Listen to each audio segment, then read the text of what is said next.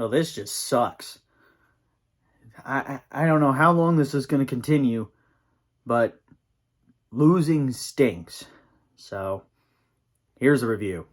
Hey, what's up, everybody? It's Drew, better known as RockChuck01, and yesterday, whenever you're watching this, the 9th-ranked Kansas Jayhawks headed down to Waco, Texas to take on the 17th-ranked Baylor Bears, and they lost once again.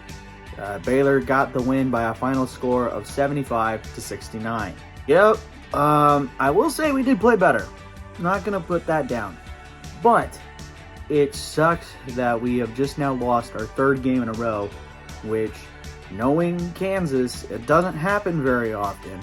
But it's the first time KU had a 3-game losing streak since the 2020-2021 season, and it's only happened 4 times in the Bill Self era. So, yeah, this sucks. Now, don't get me wrong, there were some good things that actually came with this game, but there were bad things, of course, that had to happen. So with that being said, for those of you who do not know, I give positives and negatives about the game, give a player the game, and a player who needs to improve. Without further ado, let's do it. Alright, first positive, let's just put this out of the way. KU's free throw percentage. Yeah, I'm not going to talk about shooting first. It's their free throw percentage that really helped KU kind of stay in this game, as KU went perfect 100% from the free throw line, going 16 of 16. It actually shot better from the free throw line against Baylor, while the Bears shot 80%. I mean, I will take that in a heartbeat, in a New York minute, in the Gata de Vida. I mean, shoot. The fact that we shot better from the free throw line against a really good Baylor team that can actually shoot from the free throw line, that says a lot, so that's a positive.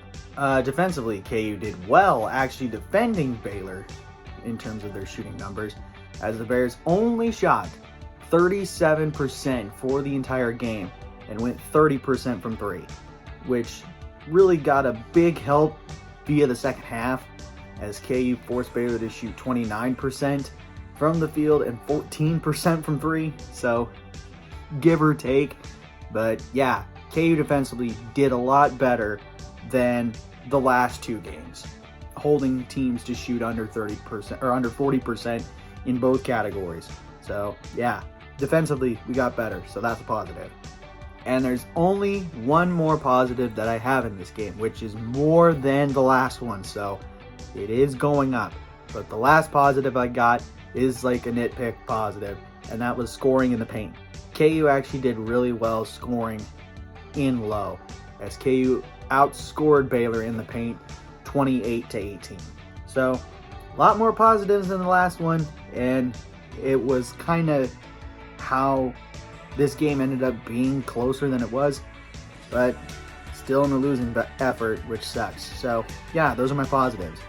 Negatives, where do I start? KU shooting performance. It was dreadful. I just don't know what to say. We stunk just shooting the ball, and most of it came from beyond the arc, as KU shot 46% from the field. Okay, that's fine, but 26% from 3, going 5 of 19, which, ugh, why can we not shoot anymore from the perimeter is beyond me.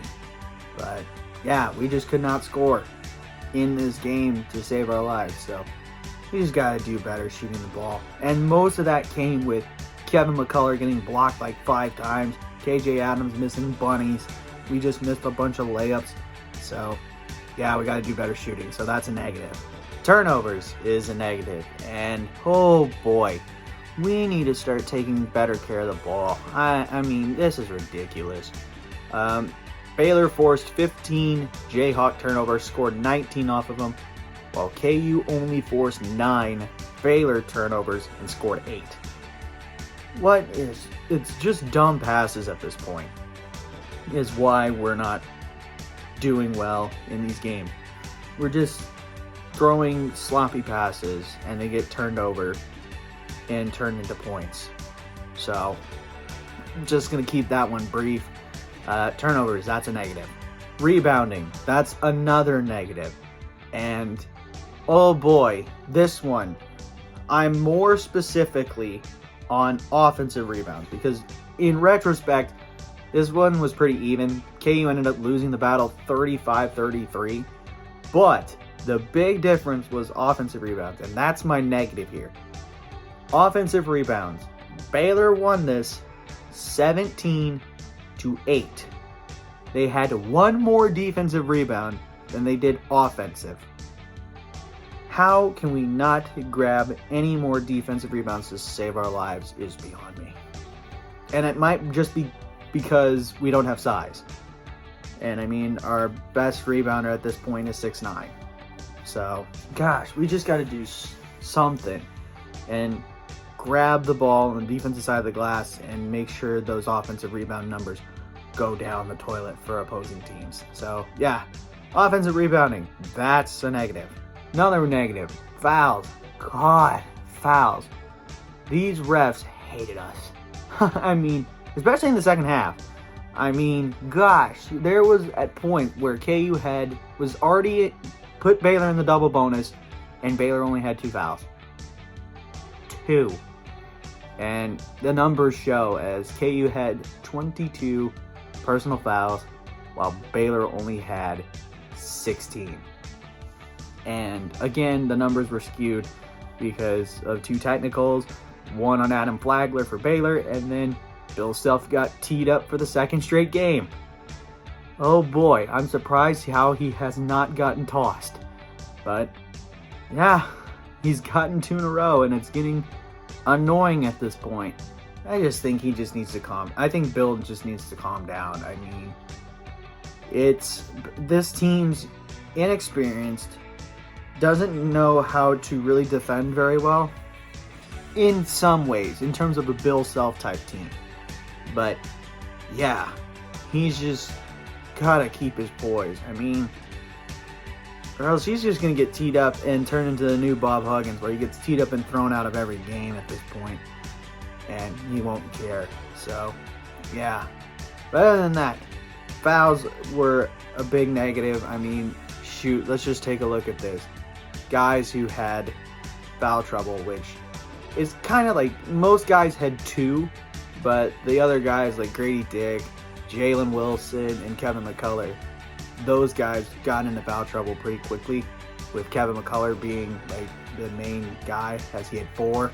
But gosh, we just gotta do better defensively. I'm not getting fouls, or else once I said this, we're gonna start losing games, and we're on a 3-game skid now. So of course, fouls is a negative. And the final ones are nitpicks, which is KU lost the second chance point battle 16-4. Fast break points, Baylor won that 8-6. And bench points 13-2, Baylor. Good night. What are we doing when it comes to bench productivity? It sucks that this is happening. So yeah, there's no question that we lost this game because of all the negative things that happened. So with all that said, those are my negatives. Player of the game. This could go into multiple options, so I'm going to have honorable mentions. First off, Kevin McCullough. Not my ideal player of the game, but he did have a double-double. I'll give him that. He finished with 14 points, 12 rebounds, 4 assists, 2 steals, and a block in 35 minutes. But a cold shooting night once again. 3 of 9 from the field, 0 for 3 from 3. However, he was 8 of 8 from the free throw line, so I'll give him that. Another guy that I thought about giving it to was Jalen Wilson. This was kind of deserving. Jalen finished with 23 points, 5 rebounds, 2 assists, and a block in 38 minutes. Had a decent shooting night. 10 of 16 from the field, 3 of 7 from 3. And I'm surprised he didn't shoot anything from the free throw line. But one guy had a bit of a slump, and he finally got himself out of it. And the player of the game for me is Grady Dick. Thank God he got himself going in the right direction. And I think that's why this game was a lot closer than the other game that we just recently lost. Grady finished with 24 points, 4 rebounds, a steal in 31 minutes, and had an incredible shooting night. 8 of 13 from the field, 2 of 5 from 3, 6 for 6 from the free throw line. I mean, the fact that he's shooting above 50%, and that's actually closer to 60%, 40% from 3, that's fine, and then perfect from the free throw line. He's actually a good free throw shooter as well. But gosh, the fact that he's got himself back in that mojo is really helpful and key for us to be close in these games again. So yeah, no question for me, Grady Dick's my player of the game. Now, player who needs to improve, there is a few guys that I thought about giving it to. I mean, one in particular was KJ Adams. Again, he's been struggling recently, and he didn't want to get himself into really bad foul trouble, but 4 points, 3 rebounds, 1 assist, a block in 29 minutes. A cold shooting night, 1 of 5 from the field, but 2 for 2 from the free throw line, so I will give him that. But my player who needs to improve is DeJuan Harris. Oh boy, what has happened to DeJuan Harris? In this game, Juan finished with 2 points, 1 rebound, 4 assists, a steal, and a block in 37 minutes. Was 1 of 5 from the field, 0 for 1 from 3. But the big difference in this ball game, 4 turnovers. 4, and they were nonchalant turnovers. It was a little like hook shot lob pass that would easily get stolen, and it would most likely end up being 2 the other way. I just don't know what's going on with DeJuan Harris. I mean, early in the season, looking like a Bob Cousy watch list player, should have been on the list. Now he's kind of putting himself in the position where maybe there was a good reason why he was left off the list. So I just hope this funk for him goes away, as we're almost through the big bulk of our tough games in conference, which again, that's saying very little. But yeah, I just hope this funk goes away. So for right now, my player who needs to improve is DeJuan Harris. And that's going to do it for my review of KU versus Baylor. Again, the final score, Baylor 75, Kansas 69. Don't forget to leave a like, comment, share, and subscribe. Push that notification bell. Tell your friends about these videos. And I should see you again for the next basketball review, as the Hawks will travel to Lexington, Kentucky to take on the Kentucky Wildcats in the Big 12 SEC Challenge. But until then, have a good day. Never ever bring exotic dangers to the field house, and I'll catch ya on the flip side. Peace.